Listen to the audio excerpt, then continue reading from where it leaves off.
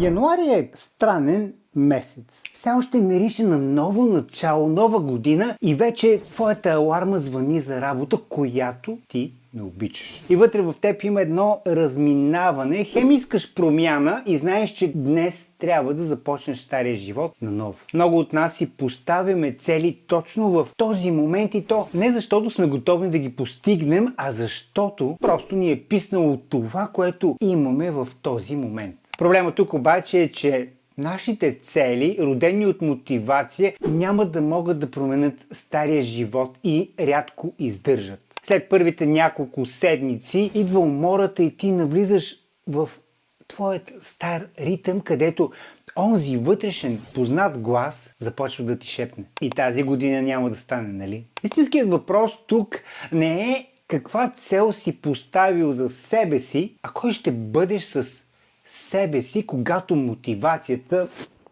отмине. Ако тази година искаш да влезеш в ритъма на новият живот, а не в разочарованието, остани с мен и последвай моят канал, защото съм приготвил една прекрасна серия за месец януари.